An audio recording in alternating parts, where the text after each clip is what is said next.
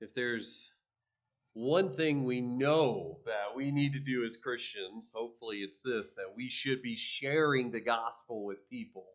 We understand that we should be evangelizing, we should be spreading the good news, even proclaiming it to people who need to hear it, that Jesus Christ has died for sinners and that he does forgive sins in that final death and that resurrection from the dead.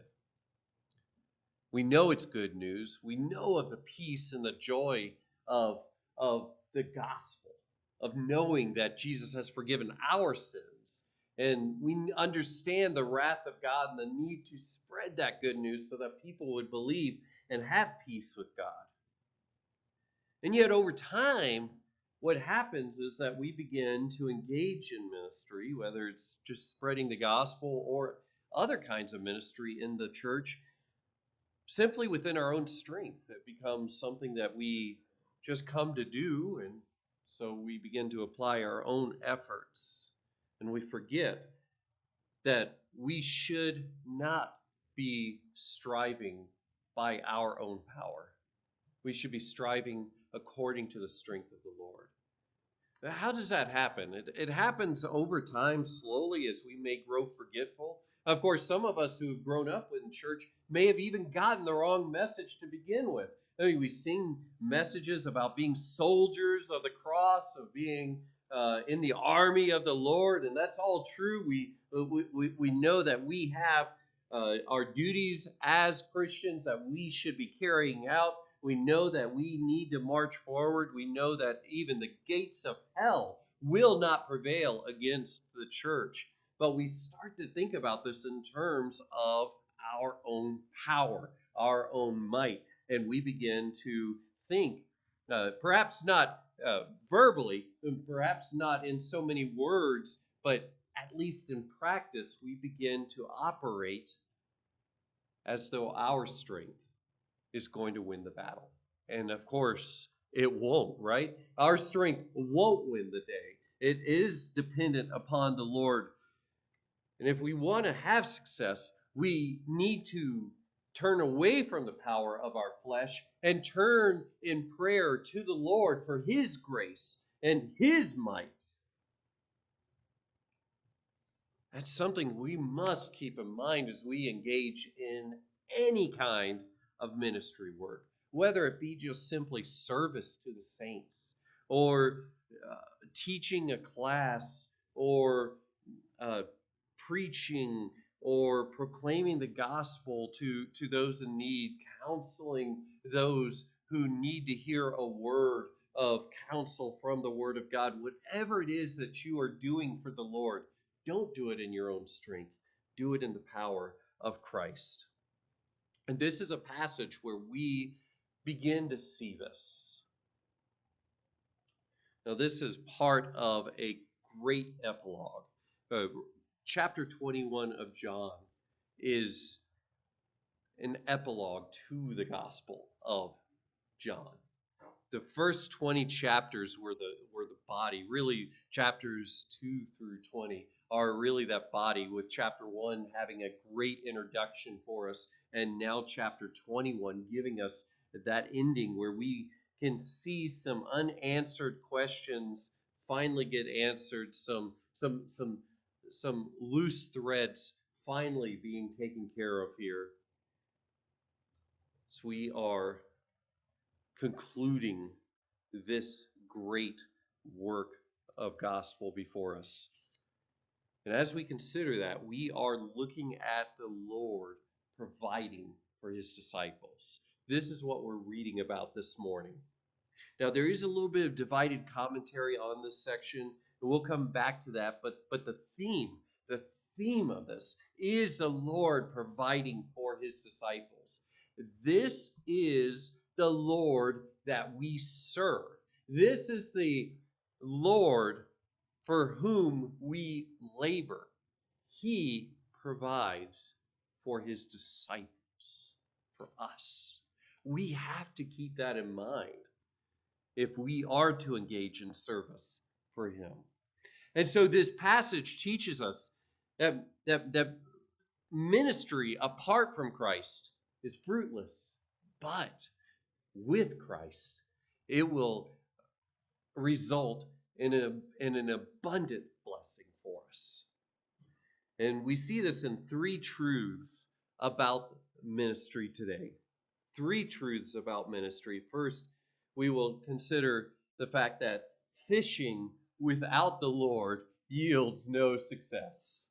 Fishing without the Lord yields no success. Some of you have been fishing and you say, yes, I know that. But we're not being so literal this morning. We understand that this is speaking of something else as well. Fishing without the Lord yields no success. It's true literally as well, but we are also talking about the context of ministry. Second, we are going to see that fishing with the Lord yields success. So very simple statements there. Fishing without the Lord yields no success. Fishing with the Lord yields success. Third, we're going to see that the Lord nourishes after fishing. The Lord nourishes after fishing, and He will. So let's consider this as we engage in ministry to other people. We're going to see that fishing without the Lord yields no success. Fishing with the Lord yields success. And then after the fishing, Jesus nourishes. Let's consider the first of those. Fishing without the Lord yields no success. So after these things, verse 1 through verse 3, after these things, Jesus manifested himself again to the disciples at the Sea of Tiberias, and he manifested himself in this way. Simon Peter and Thomas, called Didymus, and Nathanael of Cana in Galilee, and the sons of Zebedee, and two others of his disciples were together. Simon Peter said to them, I am going fishing. They said to him, we will also come with you. They went out and got into the boat, and that night they caught nothing. Now, what is going on here? Some have wondered about this, and this is the first place where some commentaries are divided, because some people, as they're reading this, they see this as a dark moment for the disciples. This is a moment where they could possibly be even abandoning their call. They, after all is said and done, go back to fishing where Jesus first caught them. And so we can almost see where people are making that argument that, yes, okay, so Jesus called them first from fishing, and now after Jesus has been crucified, they go back to fishing. But I don't think that's really the case where they are abandoning Jesus, though they are still at a point where they are wondering what's next for them. I do think that there's a moment of questioning here, but it's not apostasy, and it's not where they are denying the faith. They're just going fishing, I think. And we'll see this as we go along. They go fishing, and we see that it's after these things. I mean, think about that for a moment. After what things? After Jesus has already been appearing to them. So it's not just that Jesus has been crucified. They have now confirmed through the empty tomb, through the testimony of the women, through Jesus physically appearing to them, that Jesus is not dead.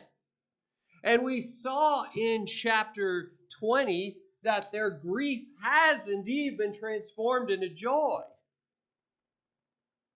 So for me, it doesn't make much sense that they are abandoning the call at this point.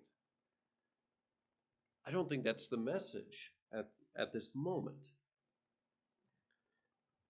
Now, they are no longer in Jerusalem. They have moved north. And this is where Jesus has manifested himself. What does that mean? That just means that he's revealed himself to them or made himself visible. We don't always see Jesus, but Jesus can make himself visible, and that's what we see or what we read about here, what the disciples saw. This is Jesus's deliberate self-revelation to them. And he chooses this new location to the north. What is that new location? It's the Sea of Tiberias. What is the Sea of Tiberias? Maybe you haven't heard that name or aren't as familiar with that name. Well, John is an eyewitness to these things, and he lived in that area, and he knew that the area of Galilee had the capital city of Tiberias, and sometimes the Sea of Galilee was referred to as the Sea of Tiberias. And as someone from the area, he would have known it by both names. And in John chapter 6, verse 1, you can see he refers to it by both names, the Sea of Tiberias or the Sea of Galilee. This just tells us that he was an eyewitness there.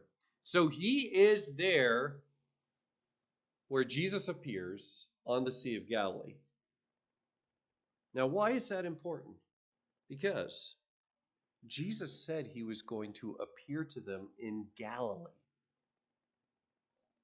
The Reformation Study Bible notes that the angel in Matthew 28:7 told them, "You go meet him in Galilee. That's where he's going to be." Now, he met them while they were still in Jerusalem, but what do they still need to do? They need to go north to Galilee. And so this is another reason why I don't think that they've abandoned their call or anything quite like that. They are in the place where Jesus told them to go. They're in the place where the angel reminded them that they need to go. And so they are there. But what do we do now that we're there? There's a little bit of a question, right? When is Jesus going to appear? I don't know. What should we do next? Who's there? Well, we have Simon Peter, and his name's listed first. I don't think that's an accident. A lot of commentaries point that out, that yes, his name is always listed first because he's the leader. That's kind of significant because he also just denied the Lord previously, but he's still the leader of the group. We have Thomas, who had doubted the Lord's appearance, but then obviously came to believe. He's called Didymus, meaning the twin there. He has that kind of competing or competition of faith that's happening within his own soul sometimes. That is true of a lot of us, right? Then we have Nathanael from Cana in Galilee. Where was that? Well, that's where Jesus performed his first miracle. And Nathanael got to see that. And he's been pretty constant with them along the way. We also have the sons of Zebedee, James and John. John never refers to himself in the first person in this letter quite like that, right? He never says exactly who he is. It's kind of a humble way of describing himself. So he just says the sons of Zebedee. We know it's James and John. And then two others, we don't know exactly who they are, but probably Andrew and Philip are some good guesses there. But this gathering, it's not a formal meeting, it's an informal meeting. One commentary observes this: it is good for the disciples of Christ to be much together, not only in solemn religious assemblies, but in common conversation and about common business. Good Christians should, by this means, both testify and increase their affections to and delight in each other, and edify one another, both by discourse and example. This is just a great example of the disciples being together. There's nothing in this text to indicate that they're in any kind of sin at this moment. They're just together. This is good. This is good. Especially if you are going through a time of doubt, of questioning, and you don't know exactly where the Lord is. It is important for Christians to be together at that time. And they are. They are together at that time. And of course, they represent a pretty diverse group, right? With all that I have said, we have someone who had denied the Lord when the pressure was on. We had someone else who doubted the Lord's resurrection. We have someone else who's been with the Lord from the beginning. We have others with other human foibles and and sinful dispositions, right? We all come together and we all are represented by myriad of examples in Scripture. And yet, despite the diverse journeys of faith that we are on, we can know this, that God is the composer of those stories. And God brings us together. And God writes that narrative as our lives unfold. And so they are together and they're encouraging one another. They're in fellowship with one another. And they're in fellowship even though they're unsure about what's next. It's nighttime, right? And oftentimes in John's gospel at night, there is some question, there is some doubt that's happening. And they don't know what to do next. And that is the context. They're being obedient by being in Galilee, but they don't know what's next. That's the context in which Peter says, I'm going fishing. Because what else are we going to do at this moment? Just stand here and twiddle our thumbs? Let's be idle? No. He says, I'm going fishing. That's one thing he knows how to do. And the rest of the group agrees. Yes, let's go fishing. Guess what? A lot of them are fishermen. This is not a sinful return to their old trade. It is just simply them occupying themselves while awaiting Jesus. That is not wrong. That is not wrong. Fishing was their former livelihood. And let's not forget that many of them had families to support. And they themselves, being regular men, probably got hungry every once in a while, right? And so it's only natural for them to, as one commentary notes, redeem time and not be idle.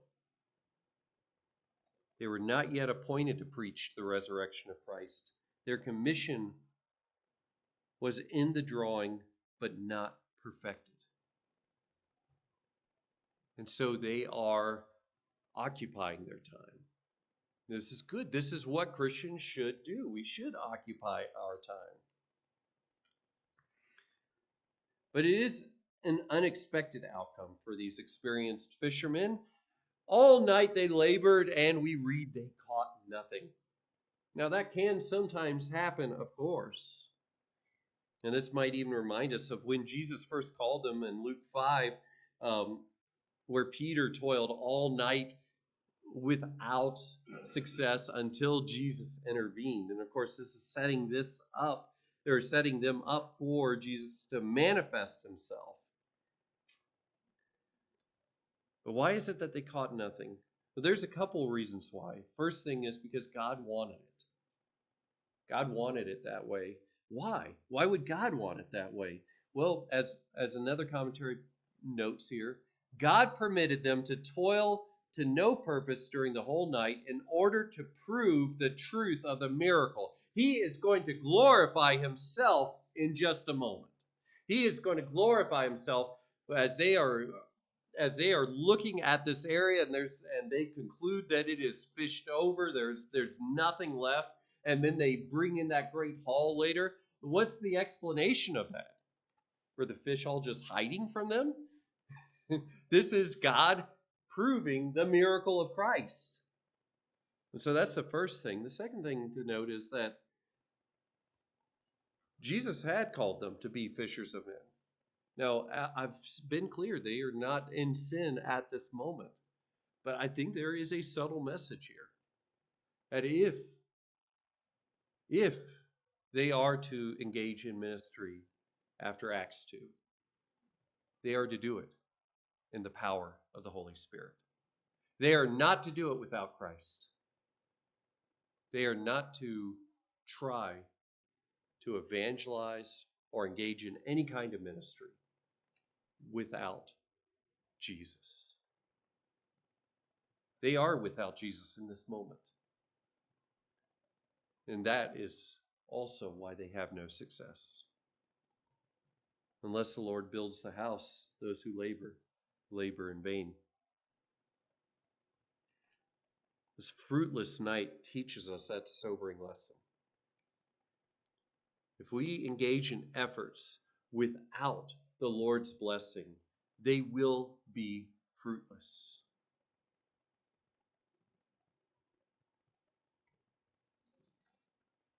So whether we are planning or strategizing or laboring, we are faced with this truth. Our nets will be empty unless we engage the work with the Lord. I don't know if you've ever poured your heart into a task. Maybe it's sharing the gospel. Maybe it's serving the church. Maybe it's raising your kids. But it feels like there's no result. But sometimes that can also be part of God's will because he is preparing something later on. And that's part of it. But if you're doing it without Christ, without what he has commanded, without his power, without prayer, without his spirit, your efforts will be fruitless. And so this passage reminds us that success depends on the Lord, not our own strength. Not our own strength. So many ministries are looking to all kinds of models for worldly success. How can we get more people in the doors? How can we do this? How can we do that? Well, let's change this. Let's change that. The Lord's not in it. Except maybe, Lord, bless this. Amen. No. We need to engage the whole process with the Lord. What has he commanded? What has he told us to do? Start to finish, we lean on him, not our own skills and not our programs. We rest in him. So we don't want to be fishing without the Lord because that yields no success. We want to be fishing with him because that yields success. Let's look at the largest portion of our passage this morning, which is verses 4 through 11. But when the day was now breaking, Jesus stood on the beach. Yet the disciples did not know that it was Jesus. So Jesus said to them, "Children, you do not have any fish, do you?" They answered him, "No." And he said to them, "Cast the net on the right side of the boat, and you will find a catch." So they cast, and then they were not able to haul it in because of the great number of fish. Therefore, that disciple whom Jesus loved said to Peter, "It is the Lord." So when Simon Peter heard that it was the Lord, he put on his outer garment, for he was stripped for work, and threw himself into the sea. But the other disciples came into the little boat, for they were not far from the land, but about 100 yards away, dragging the net full of fish. So when they got out on the land, they saw a charcoal fire already laid, and fish placed on it, and bread. Jesus said to them, "Bring some of the fish which you have now caught." Simon Peter went up and drew the net to the land, full of large fish, 153. And although there were so many, the net was not torn. So the Lord manifests himself here. And we see this is where the events begin to turn in the disciples' favor. Where they had been unsuccessful previously, guess what? Now they are successful. As we consider this passage, there's two truths about this moment I wanted to highlight. First, our efforts are blessed in our obedience. Our efforts are blessed in our obedience. And second, our efforts are strengthened by the Lord. Our efforts are strengthened by the Lord. First, our efforts are blessed in our obedience. As the dawn breaks here in verse 4, Jesus standing on the shore, the disciples don't quite know that it is him.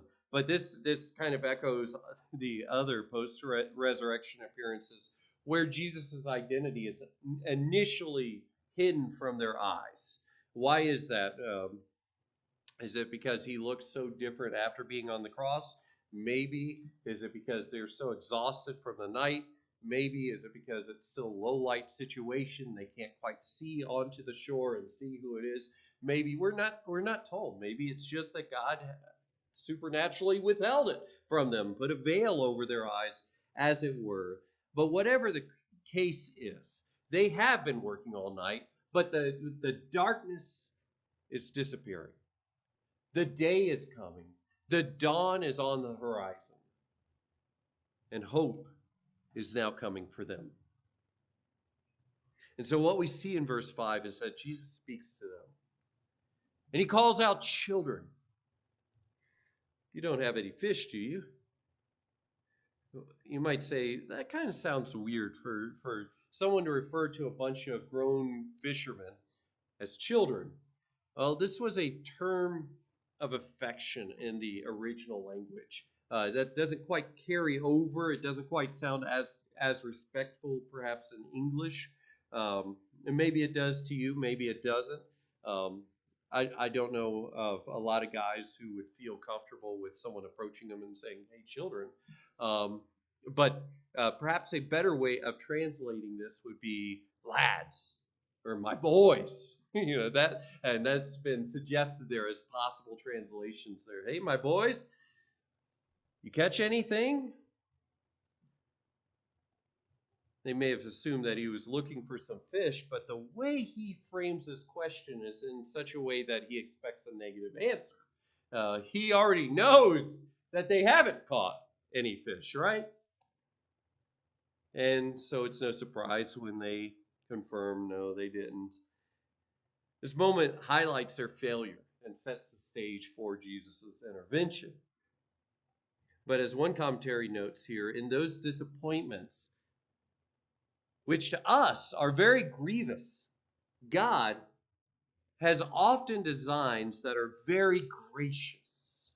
Now that's something to remember when you are going through a hard time. You might say, I'm worshiping the Lord. I'm doing what I'm supposed to be doing. I even feel like Jesus is in it, and yet it still doesn't feel like I'm moving in the right direction. Sometimes God lets us go through those grievous moments to set us up for something very gracious. But we don't know what that is. We don't know what that is. Knowing that ahead of time, though, is a lot better than hearing it when you're in the midst of those trials. Because sometimes you're like, I don't want to hear that right now. That's why it's so important to know it ahead of time going into it so that you can be counseling your own heart in those moments. Now he says, well, cast your net onto the right side of the boat and you will find. Find what? Find a catch. Now, that may have struck the average fisherman as a ludicrous demand. We have been fishing all night, and you're telling us to throw out to the side and we'll find it over here? Like what? Do you think the fish have been just hiding on the one side of the boat? I mean, what do you think is happening here? Did you think we only fished on the left side of the boat? What are you suggesting here? Some people might get offended at this, but not the disciples. Why not? Well, because Jesus has already done this once before, right? Again, in Luke chapter 5. Jesus, when he first encounters Peter out there, he's done this. They probably had some memory of that when he says this again, because, again, that's not something that normally someone would say. Oh, well, you just need to throw your net on the other side of the boat. That's why you haven't caught any fish. right? That's not usually something that someone would say to them. And so they probably remembered that miraculous catch that Jesus had already pulled off. Now, are they suspecting that this is Jesus at this moment? We're not told, but for whatever reason, at this moment, they are more primed to just simply obey. And they do, even without maybe understanding. They don't know that it's Jesus yet, but they just obey. And that's where we want to be, where we, even if we don't understand why in the moment, we just obey, right? And that's what we should do. And so they do. They obey without question. And the result is overwhelming.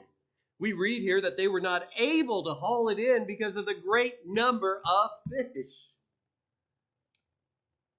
And in fact, the verb here for their ability to haul it in is in the imperfect sense. One study suggests that they kept trying to pull it in. That's what the verb is trying to communicate here, that they were pulling and yanking, and they couldn't get it in the boat because of how much was there, how much of an abundance was there.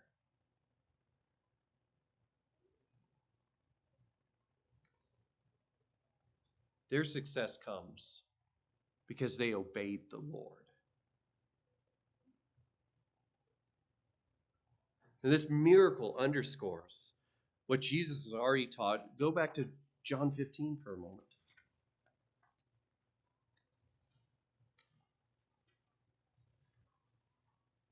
I'll just start in verse 1. John 15:1. I am the vine, I am the true vine, and my Father is a vine dresser. Every branch in me that does not bear fruit, he takes away, and every branch that bears fruit, he prunes it so that it may bear more fruit. You are already clean because of the word which I have spoken to you. Abide in me, and I in you. As the branch cannot bear fruit of itself unless it abides in the vine, so neither can you unless you abide in me. I am the vine, you are the branches. He who abides in me and I in him, he bears much fruit. For apart from me, you can do nothing. You can do nothing. Look down to verse 10 now. If you keep my commandments, you will abide in my love, just as I have kept my Father's commandments and abide in his love. See, abiding in Christ is more than just perhaps having a warm feeling about Christ or having positive opinions about Christ, or maybe sometimes even praying to Jesus, or maybe even sometimes coming to church on Sunday mornings. These are great things, of course. Don't mishear me. Of course, you should have warm feelings about Jesus and a positive opinion about Jesus and pray to the Lord, and you should also come to church. Of course, all of those things. But it's more than that. It is about seeing what he has commanded us and saying, there's where I want to abide. I want to keep his word. I want to listen to what he has told me. This is why sometimes in our lives, we don't have success in the Lord, because we're not listening to what he has said, and we're not obeying all of what he has commanded us. Sometimes he withholds that success as a signal to us so that we will look around our lives and say, what's wrong? What am I doing wrong? And then maybe we can realize in that moment, oh, I haven't been obeying the Lord. Sometimes it's that way. Sometimes obedience bears a little fruit. Sometimes it bears a lot of fruit. But we must obey nonetheless. And obedience to Christ transforms our failure into fruitfulness. Transforms our failure into fruitfulness. How much fruit? Again, sometimes it's tenfold, sometimes it's 30-fold, sometimes it's 100-fold. We don't judge success based on the results compared to other people. We just judge it based on the fact that where we were fruitless, now we're fruitful.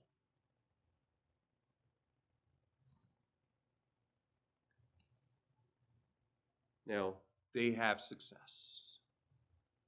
Jesus told them to throw the net off to the side of the boat.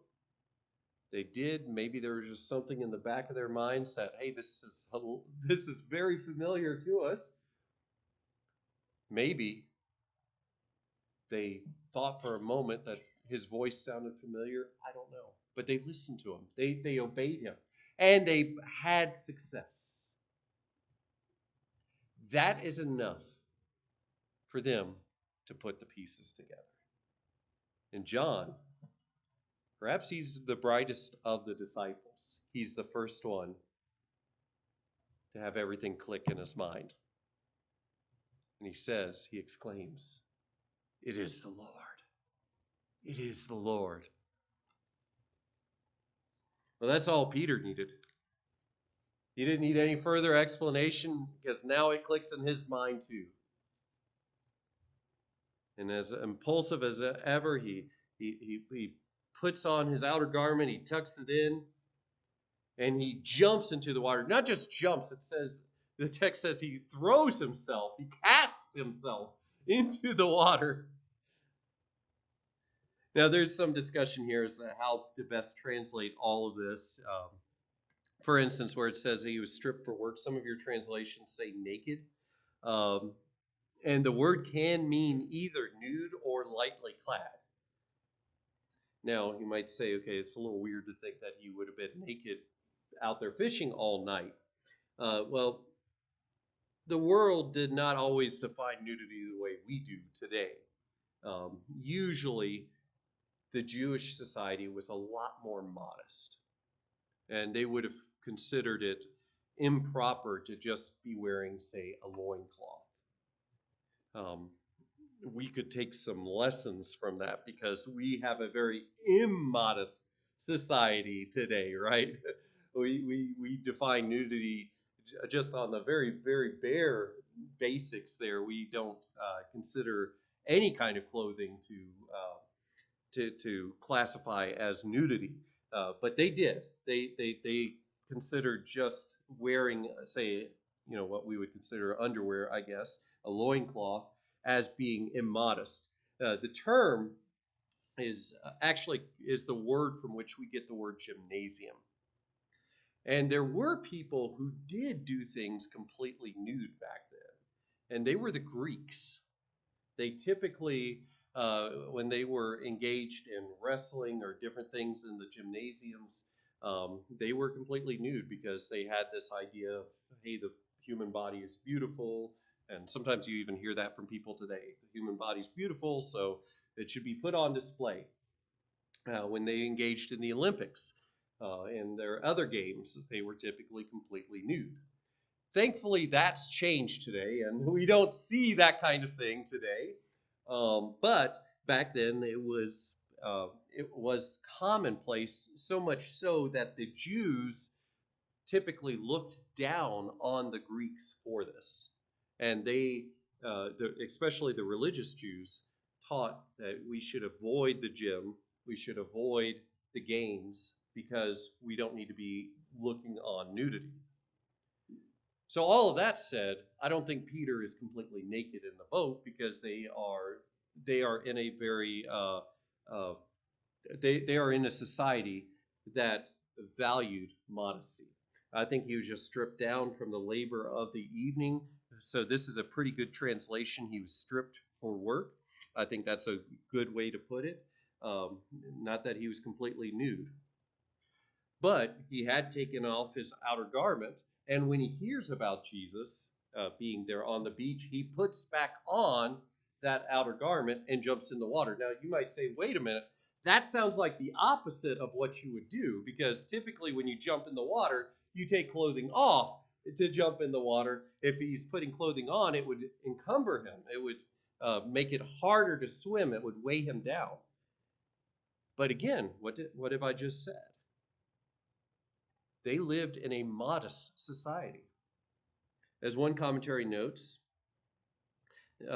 for religious people, they do not pass the greeting to one another without being dressed. How then can Peter greet Jesus without being clothed? Peter is making it more difficult on himself to swim by putting on his outer garment. So we do talk about Peter's impulsiveness, but he's not impulsive entirely without thinking. He puts on the outer garment because in his mind, it's better to swim clothed and greet Jesus dripping wet while fully clothed than to just swim and meet him half naked. Now, that's something that is a little bit of a lesson to us right there. Because today, again, we're in a very immodest society, and that gets carried over to the church sometimes. And we keep here, we sing songs, just as I am. And there are people who even dress down for church, right? They don't like to dress up for church, and it's not that you have to wear. I wear a suit out of respect to you guys and out of respect to the Lord. You don't have to wear a suit. You can just wear good clothing that covers your bodies. That's fine. But do you give any thought to reverence? Peter did. Peter is not going to go meet the Lord while he's half naked. He puts on clothing to meet the Lord because that is the level of respect that he has for the Lord. And that should be something that also goes into our minds so that we are resisting the immodesty of our age. Now, the other disciples, of course, we don't read that they are unclothed. They are coming to the Lord, but they are a little bit more practical, perhaps. And they come, verse 8, dragging the net. It's not that far. It's only about 100 yards. It's what 200 cubits is about 100 yards from the shore. And they are coming again coming toward Jesus with the success that they have because they were obedient to the Lord. Obedience to Christ is the key to fruitful ministry.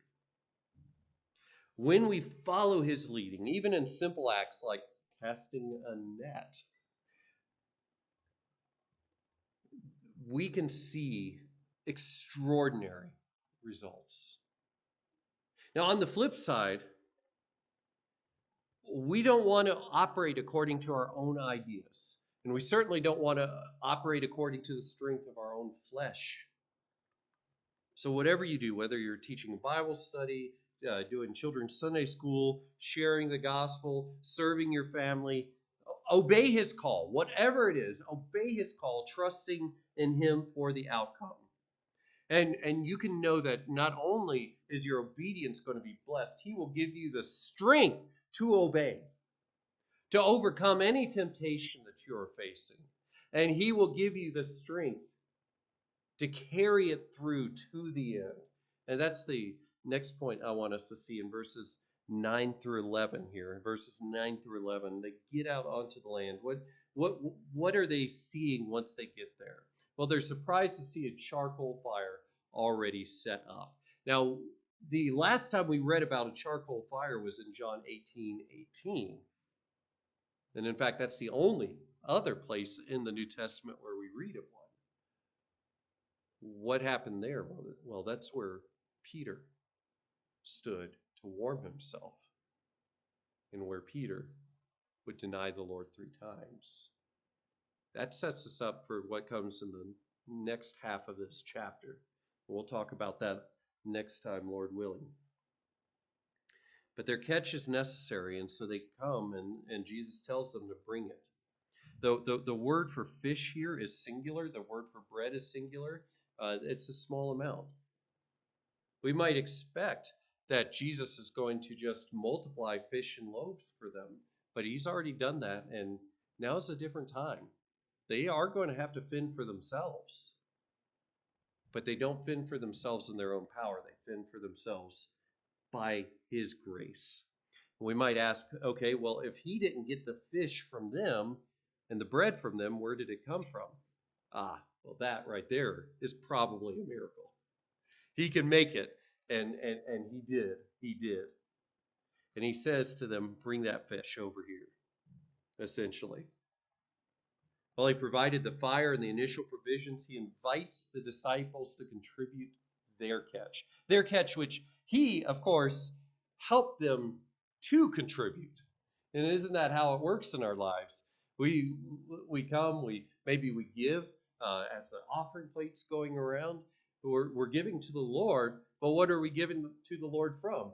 The money that he blessed us with. And so he's blessed us with that money, which we then give. But there is something that we learn from that, and something that is essential for us as we continue to engage in ministry. We obey, but we also understand that he strengthens us, and he even makes the provision for us that we need. This is a balance that we are seeing in this text. Christ's provision and our participation. That's what ministry is. Christ's provision and our participation. He equips us, and then we act in faith. And in fact, we act in faith, believing that he equips us as we move. In verse 11, we see Peter responding to the Lord's command. Again, he's obeying. He goes and returns to the boat, and he hauls the net ashore. And John records that it's filled with 153 fish. And this is where some people are starting to say, oh, yes, okay, 153 fish. What does that mean? A lot of people have asked that. What does that mean? And I have to confess, as a younger believer, I often wondered, what could God be telling us? There's 153 fish. What's the message of that? The message is probably just this, that they caught 153 fish. And that's probably the extent of it. Let me put it this way. The message might be only this, that John was an eyewitness and he could give you the exact count of the fish that were there. He remembered. And that's probably all it is. I understand there's some neat ideas out there. Well, if you take the 153 and we break it out into exponents, and we take each and we start to look at the prime numbers, and then okay, that's all interesting, I guess, especially if you are a bit of a math nerd, but it probably only means that there were 153 fish there. And it reinforces, as MacArthur Study Bible notes here, it reinforces John's eyewitness testimony.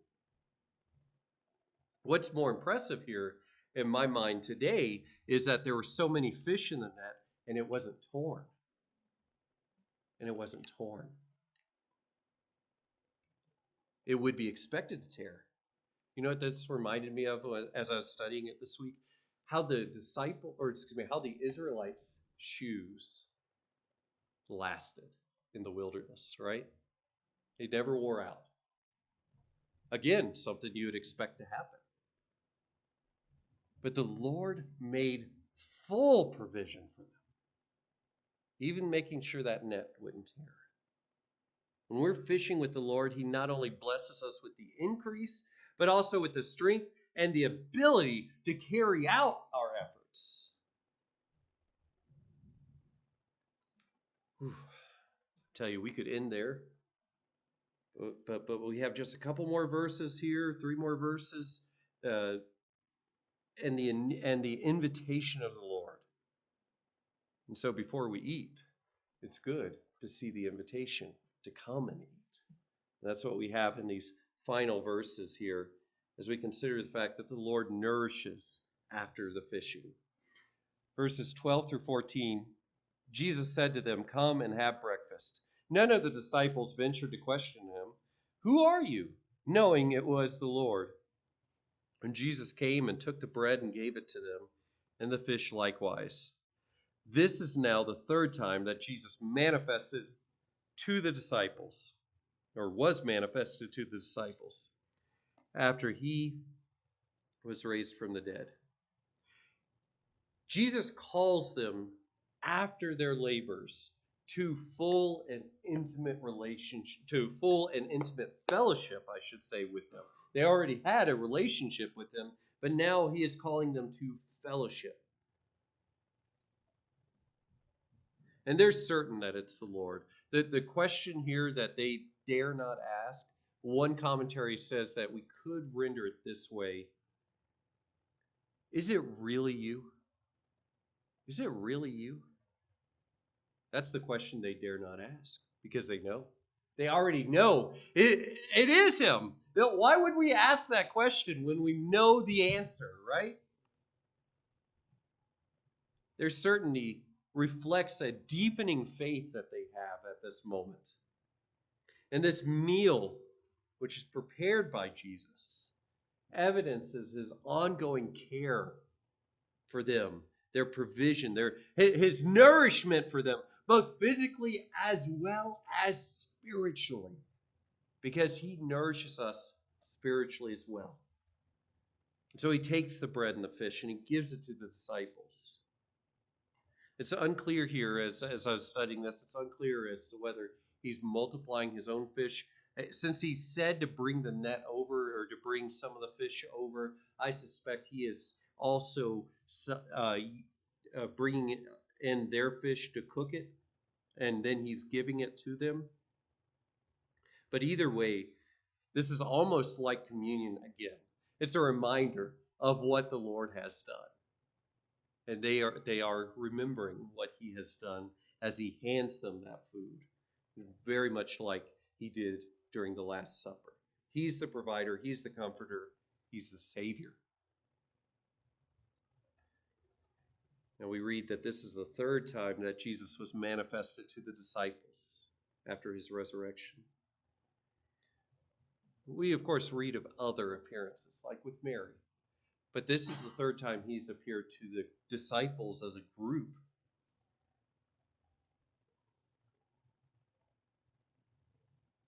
The reminder here is that he was raised from the dead. And that is necessary for ministry. We have to remember that just as Jesus died physically on the cross, he was raised physically from the dead, even being able to sit there with them and have food with them. He's not a ghost. He's not an apparition. He was raised from the dead physically. He ascended into heaven in his body, from where he will return to judge the living and the dead.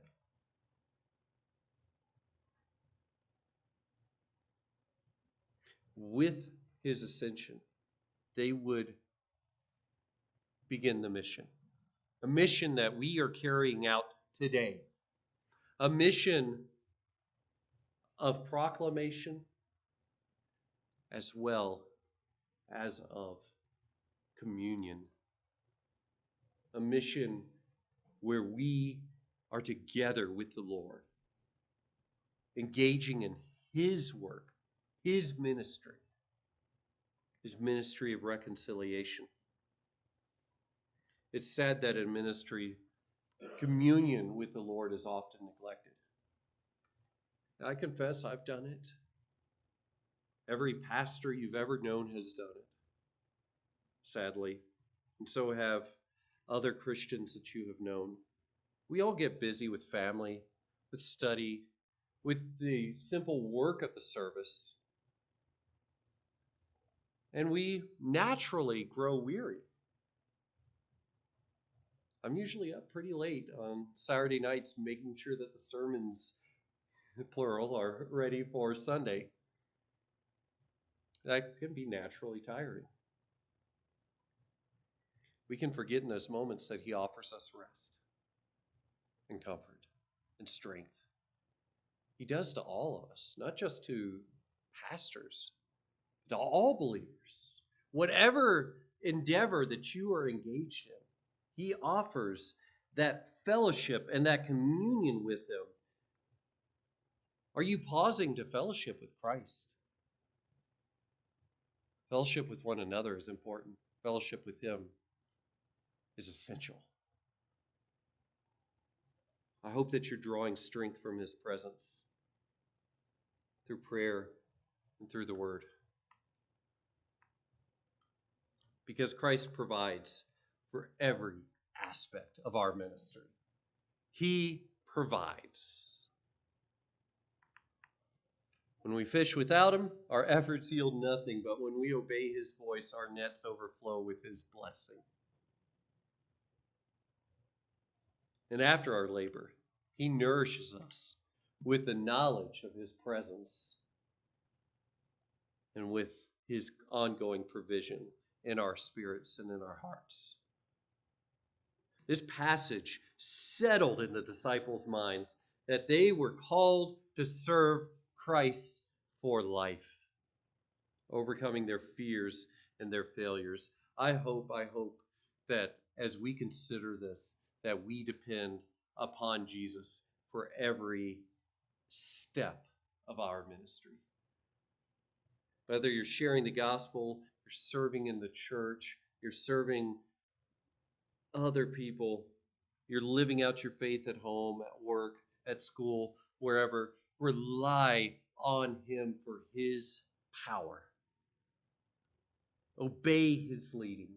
Trust in his provision. Again, as Psalm 127:1 says, unless the Lord builds the house, they labor in vain who build it. And so let's commit to him as we go a fishing for the Lord.